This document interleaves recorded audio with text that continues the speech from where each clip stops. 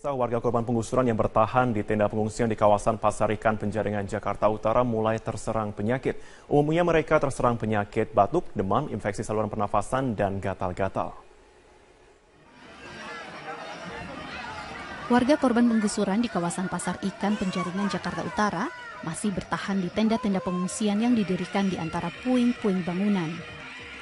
Tempat tinggal yang serba terbatas dan kondisi berdebu berdampak pada kesehatan warga yang memilih tetap bertahan di lokasi tersebut. Mereka yang terserang penyakit terutama anak-anak dan balita.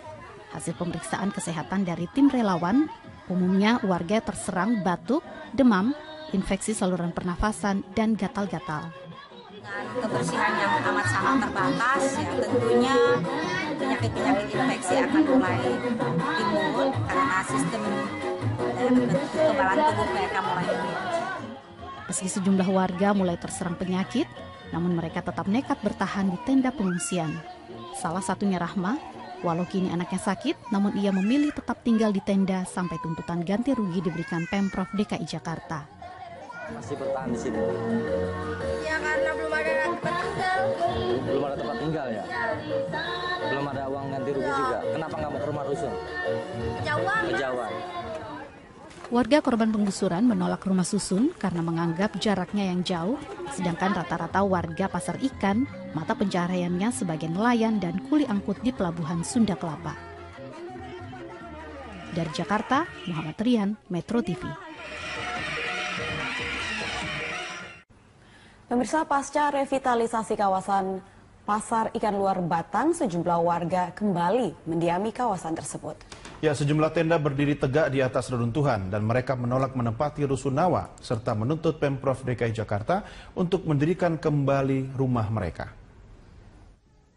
Pasca revitalisasi kawasan Pasar Ikan Luar Batang yang dilakukan oleh Pemprov DKI Jakarta, kini warga Luar Batang yang tadinya telah direlokasi ke berbagai rusunawa kembali menempati kawasan di Pasar Ikan ini. Mereka mendirikan 10 buah tenda dan tidur di atas puing-puing reruntuhan bangunan. Bisa terlihat bahwa kondisi di sini cukup terik dengan fasilitas hidup yang sangat seadanya. Warga bergantung dari pasokan air yang dikirim setiap hari dan juga makanan berupa nasi bungkus yang dikirim oleh LSM sosial yang dikirim ke kawasan ini setiap harinya. Warga memilih mendiami tempat ini karena mereka sebenarnya merupakan nelayan yang tinggal 20 tahun di kawasan Pasar Ikan, sehingga mereka menolak untuk direlokasi karena mereka menganggap akan kehilangan mata pencaharian mereka. Selain itu, warga juga menganggap mereka memiliki hak atas tempat tinggal yang telah mereka diami selama 20 tahun, sehingga mereka memilih bertahan agar Pemprov DKI Jakarta membangun kembali rumah yang telah diruntuhkan dan memberikan hak milik tanah atas tanah yang telah mereka diami 20 tahun tersebut. Bangunin rumah lagi lah. Kalau dibangunin rumah lagi kan berarti udah bener-bener hak kita. Walaupun iya, rumah susun juga bayar sih, sama aja kayak orang ngontrak, udah jauh bayar lagi. Kalau mungkin dibuat tempat sendiri mah kita mau aja kali, walaupun jauh juga kita jalani.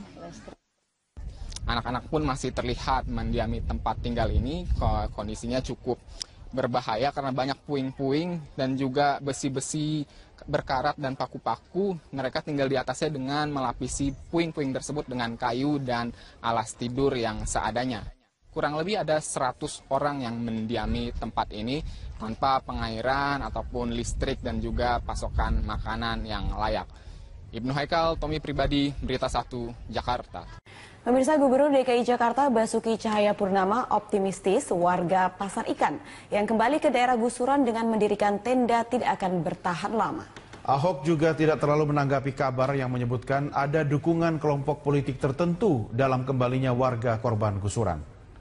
Ahok menilai jika ada partai yang ikut membantu kembalinya warga Pasar Ikan berarti ikut melanggar aturan. Ahok juga menambahkan program penertiban permukiman dan relokasi warga kerap kali diprovokasi dengan isu-isu yang tidak benar. Salah satunya adalah isu yang menyebutkan Pemprov telah merusak warisan sejarah di kawasan Luar Batang.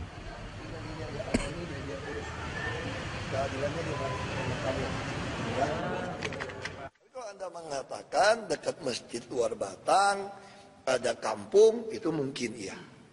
Makanya saya tawarkan kalau yang di situ, kalau mau jual kami beli.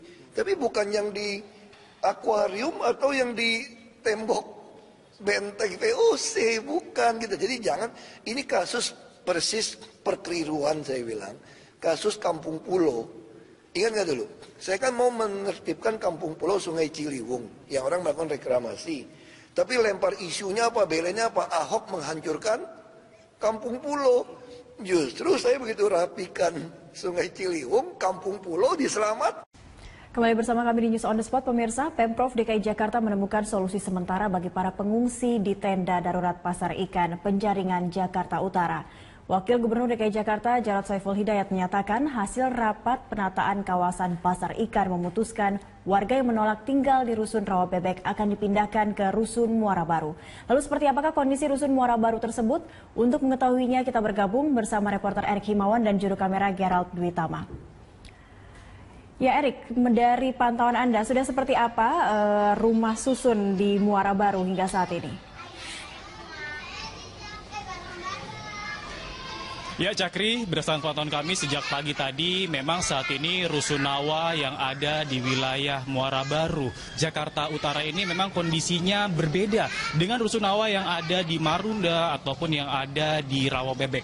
Dan berdasarkan pantauan kami yang ada di rusunawa Muara Baru ini kondisinya jauh tidak terawat dibandingkan rusunawa yang ada di wilayah Jakarta. Dan sementara itu Cakri memang benar rencananya nanti Pemprov DKI Jakarta akan memindahkan sekitar 20 kepala keluarga ataupun lebih yang berada di Pasar Ikan ataupun Pasar Akuarium menuju wilayah Rusunawa Muara Baru ini. Namun berdasarkan pantauan kami ataupun tadi kami sempat berbincang-bincang dengan beberapa warga yang ada di Muara Baru ini bahwa kondisinya seluruh Rusunawa yang ada di Muara Baru ini tidak ada tempat kosong lagi untuk para warga Pasar Ikan ataupun Pasar Akuarium. Dan Cakri bisa kita ketahui saat ini Rusunawa Muara Baru ini terdiri dari 12 blok. Masing-masing blok itu mempunyai 100 unit. Berarti totalnya di sini ada sekitar 1.200 unit Rusunawa yang memang saat ini kondisinya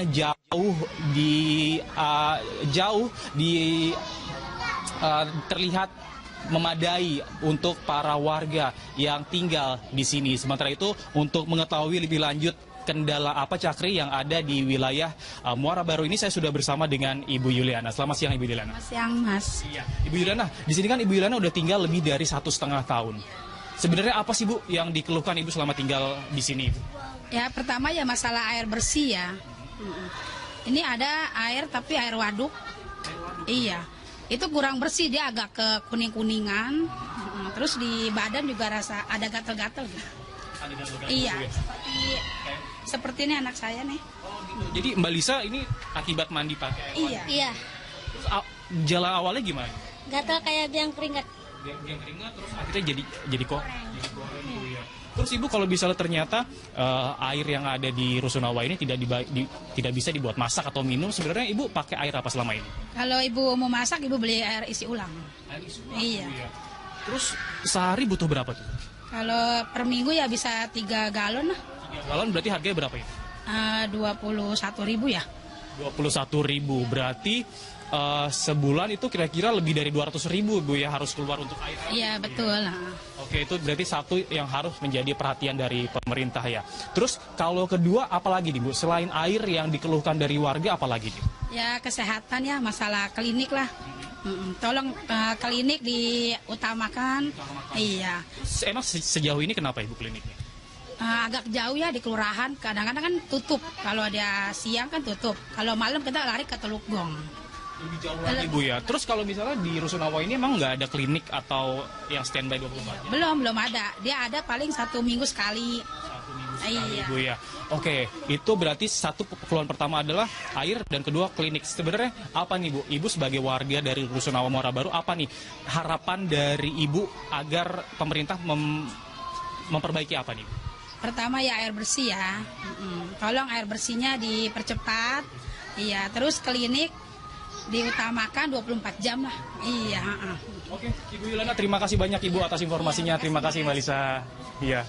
Ya, Cakri, memang selain dua keluhan utama yang dihadapi dari warga yang tinggal di Rusunawa Muara Baru ini, dari pertama adalah air bersih, dan yang kedua adalah klinik ataupun fasilitas kesehatan memang saat ini kurang memadai yang berada di Rusunawa ini. Bahkan Cakri, warga yang ada di Rusunawa Muara Baru ini bahkan mereka sudah tinggal lebih dari 1 tahun lamanya. Bahkan saat ini tidak ada perhatian dari pemerintah untuk membersihkan air-air yang ada di sekitaran sini ataupun klinik. Bahkan tadi kami juga sempat berbincang bahwa klinik yang ada di Rusunawa Muara Baru ini hanya buka setiap hari Rabu. Dan inilah menjadi keluhan dari warga apabila mereka sakit. Selain hari Rabu, mereka harus membawa keluarga mereka yang sakit ke kelurahan yang ada di wilayah Muara Baru ini berjarak sekitar 2 hingga 3 km. Dan memang saat itu inilah dua aspek yang perlu dipenuhi bagi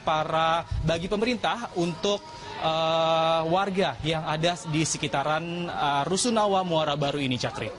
Ya, Erik, tadi kita ketahui dan Anda juga sudah berbincang dengan salah satu warga di sana. Selain masalah air bersih, ada juga fasilitas kesehatan yang jauh dari rusun Muara Baru seperti itu. Lalu tadi juga sempat Anda sampaikan tidak tersedianya unit untuk mencukupi semua kebutuhan warga di situ. Bagaimana untuk mengakomodir ketidaktersediaan unit rumah susun di sana, Erik?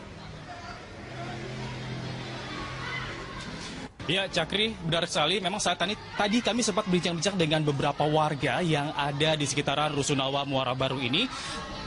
Tadi dari pemerintah itu, apabila tidak ada rusunawa yang tersedia di sekitaran Muara Baru ini, nantinya pemerintah akan membuat sekat-sekat ruangan yang sangat tidak memadai di Rusunawa Baru ini. Jadi ada di bagian bawah terdapat ruang sekitar 5 kali 4 meter yang nantinya akan disekat-sekat oleh pemerintah, dan bahwa di ruangan tersebut itu tidak ada sama sekali